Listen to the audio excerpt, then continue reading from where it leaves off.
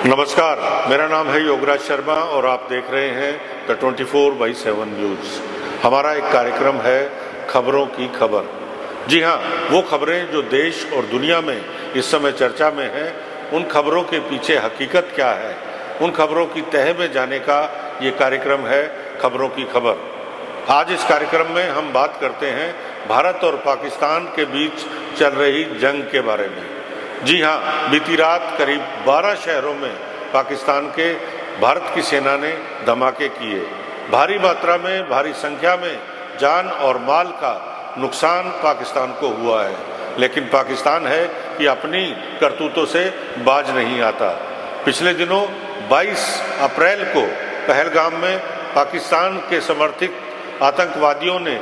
भारत के 28 निर्दोष लोगों को धर्म पूछकर मारा था, लेकिन भारतीय सेना ने उसका मुंह तोड़ जवाब दिया।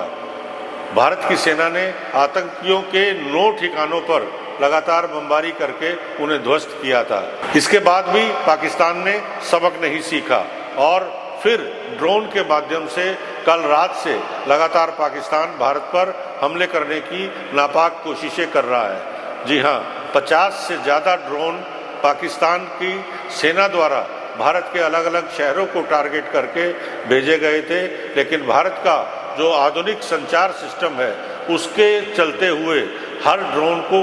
बीच रास्ते में ही मार गिराया गया। इतना ही नहीं, भारत ने पाकिस्तान के 2 जेट विमानों को भी मार गिराया और उनके पायलट भारत के कब्जे में हैं। पाकिस्तान की हर कोशिश का मुंह तोड़ जवाब देने के लिए भारतीय सेना पूरी तरह से तैयार है, और चाहे वो दिन का समय हो या रात के 3 बजे हो, मुस्तैदी इस कदर है कि कोई भी जरा सी हलचल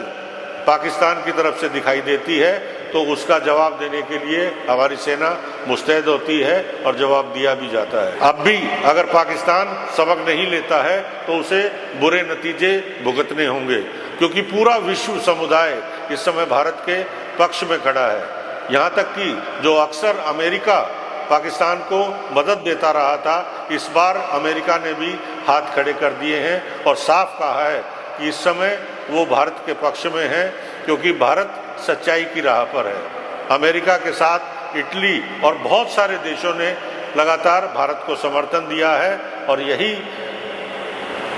यही वजह है कि भारत की सेना लगातार पाकिस्तान पर हमले कर रही है और पाकिस्तान के हर कोशिश का मुंह तोड़ जवाब दिया जा रहा है।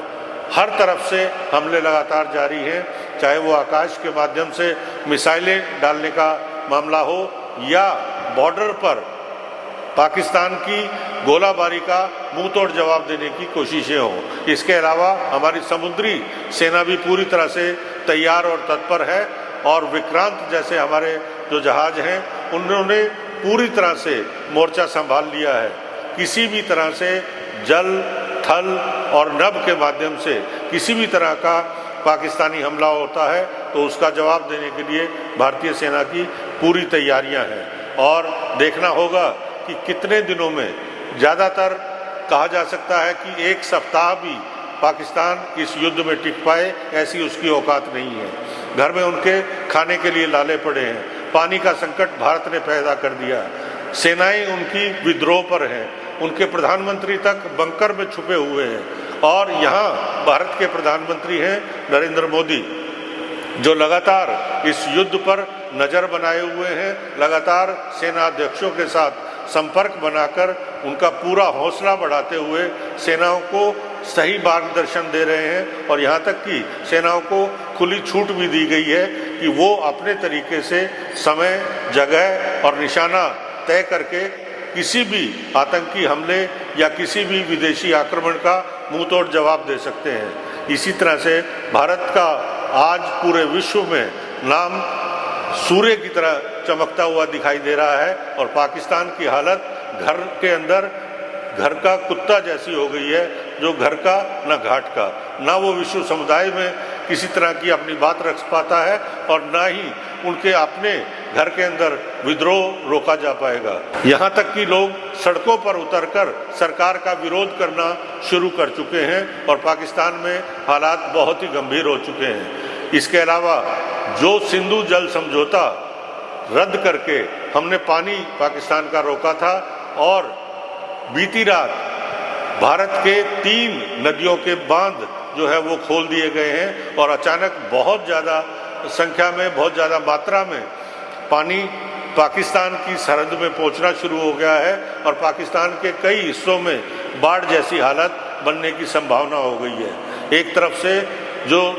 आसमान से हमले, दूसरी तरफ से बाढ़ का खतरा, घर के अंदर उनके जो है गोला बारूद की कमी, यहाँ तक कि उनके पायलटों ने भी जो है उड़ने के लिए कई बार विद्रोह करना तक शुरू कर दिया है। ऐसे में पाकिस्तान की हालत बहुत ही खराब होने वाली है और कहा जा सकता है कि भारत का जो निश्चय है, जो निर्णय है